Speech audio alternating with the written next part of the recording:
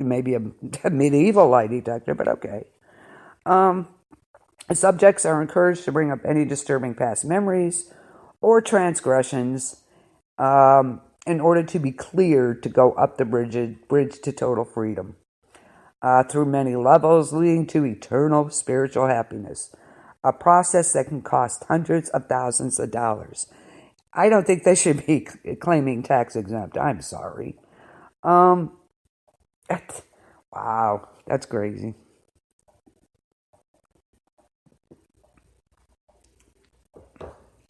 Yeah, I agree. I agree, Chris. Give us the money. We'll put it to good use. Absolutely.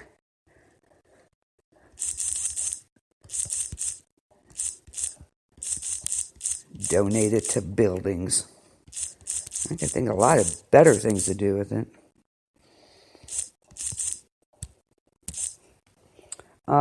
Absolutely. That's yeah. According to Nicole Kidman's last auditor, former Scientologist Bruce Hines.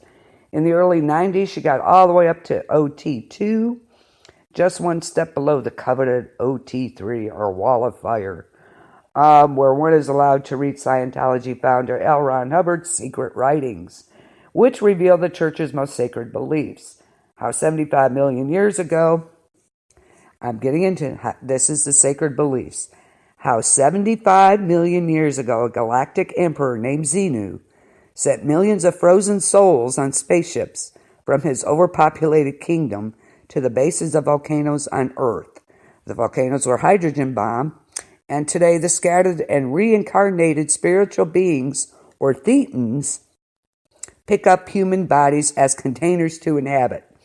There you go in a nutshell. Okay? So there you go. There you go. Planet Xenu. So, how do you like that, Chris? So if you ever feel like something's trying to take over your body, there you go. From his overpopulated kingdom to the bases of our volcanoes on Earth. And today, of course, they're scattered and reincarnated spiritual beings, known as thetans, pick up human bodies as containers. Okay. Their excess emotional baggage can haunt the human host, however, so it needs to be cleared out. That's when the penny drops, Mark Headley says. People either say, "What the hell?" or "I'm out of here." Headley was personally audited as a teenager when Cruz was learning how to self-audit. Claims that Cruz had reached the OT3 level before he followed Kidman's lead away from the organization. Kidman was a Catholic and was never considered safe by Scientology because her father in Australia is a psychologist. By definition, a suppressive person, SP. Since Scientology rejects psychiatry and all psychotropic drugs. So there you go. According to Amy Scobie, a former director of Scientology Celebrity Center for 10 years, and a member of the Sea Org.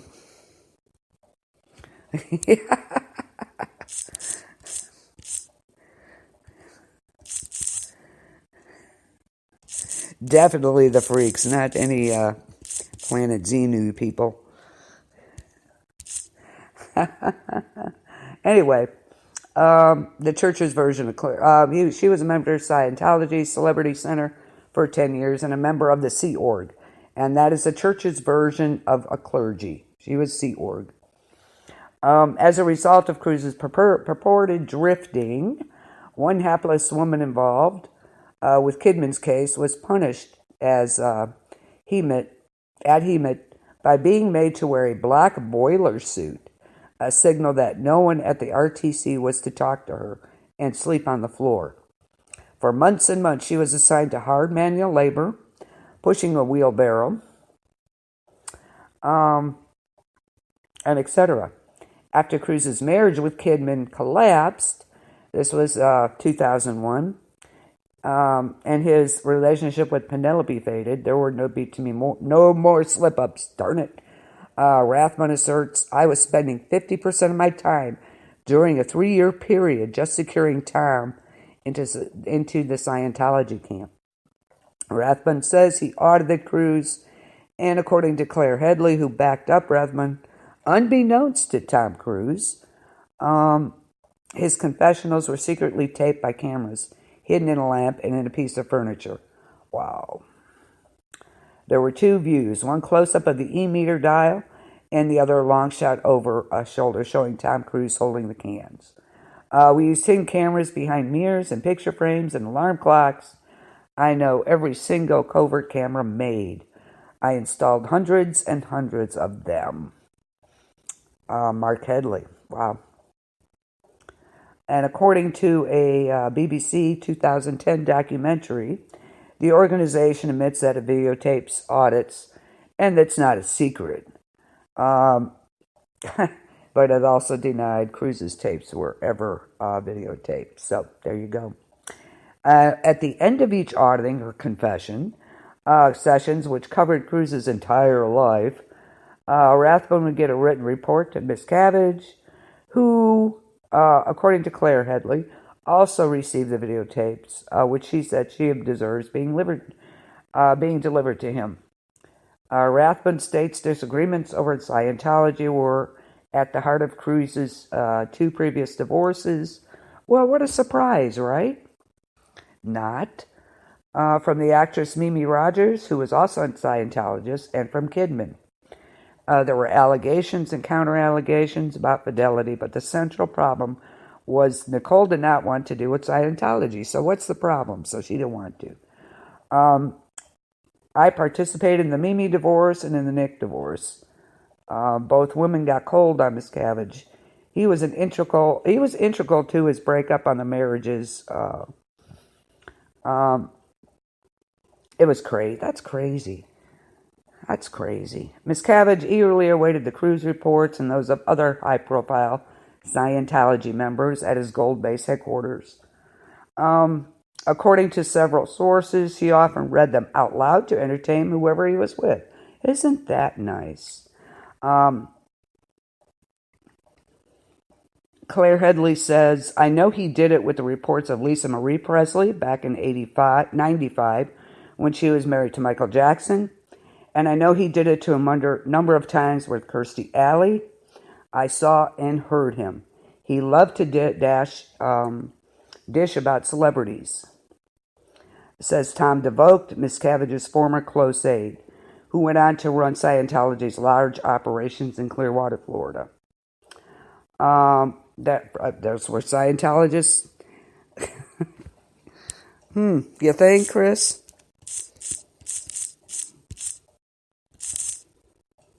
So, do you think they should be tax exempt? No. They're charging these people. That's not tax exempt. Come on. Of course, Clinton gave it to him. He approved NAFTA too. So there you go. Anyway, we're not going to get into that. Scientologists from all over the world go to study in Clearwater, Florida. Miss Cabbage was often joined by his wife, Shelley, and they would whip out a bottle of scotch or 2 at 2 or 3 in the morning, in the officer's lounge, of course, play back at him and read the cruise reports with a running commentary. And he's probably got a lot of embarrassing material.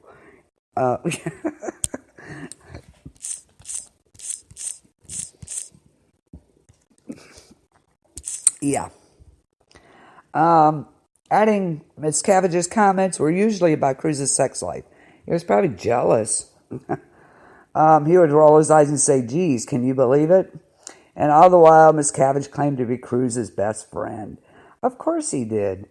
God, does Tom Cruise even know all this? It's hard telling.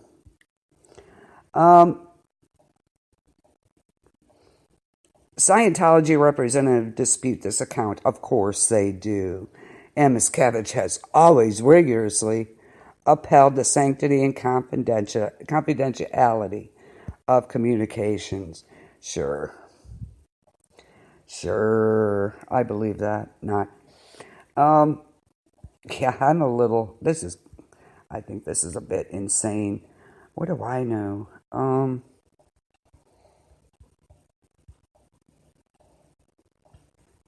I, I, it, it, I just don't get it. I just don't get it. I really don't. So they've been involved in his life since, since a young age. And Lisa Marie Presley, I knew Kirstie Alley was a Scientologist. What I don't understand is why they're buying into this. Maybe they started out as curiosity, but why do they believe that these frozen souls want to inhabit them? That's the part I do not get, and I probably never will. So, and then he talks about him. What a surprise. Yeah, they should. Well, yeah.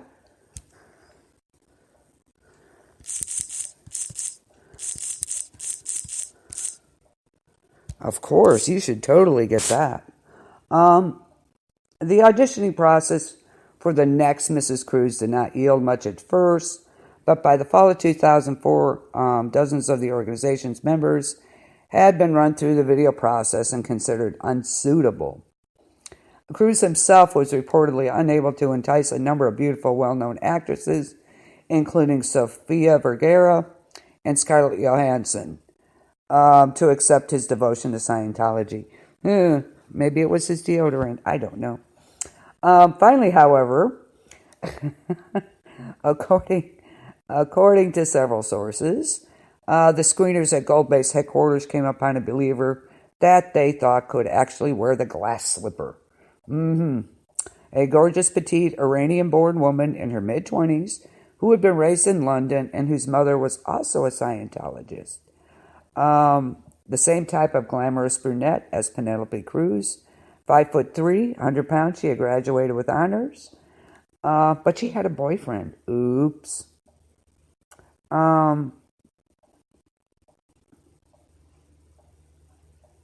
Nazanin Maniati, 25, who had not yet become the human rights activist for Amnesty International, and the actor She Today was summoned in October to meet an important church official at Celebrity Center.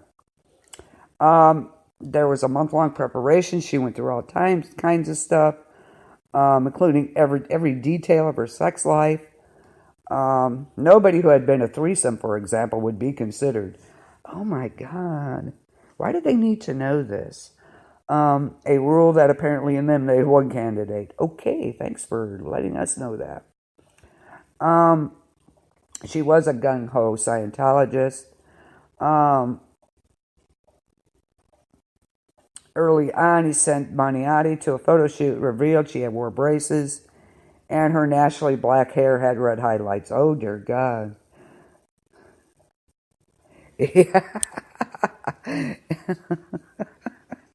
Probably did and went running.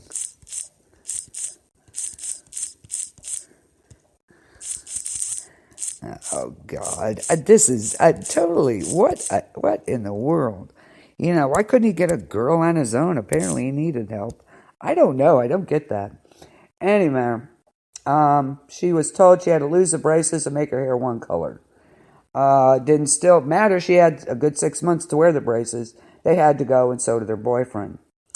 Great. According to a number of people who have heard her story, she was shown confidential information from her boyfriend's auditing files, and she chose to end the relationship. She was crushed.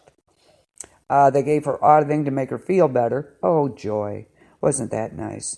And they took her to Saks and Burberry to buy her expensive wardrobe. Sure.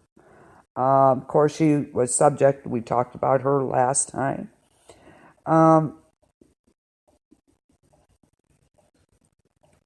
Claire Headley says she had been assigned to Shelley Miscavige to buy $5,000 worth of new suits and shoes for, with here, let me see. I missed something here. She had to sit down. Bonnie had to prepare a 20-page single space essay, mind you, on what she wanted and needed in her life in terms of a partner, family, and work. Once the paper was sent off for approval,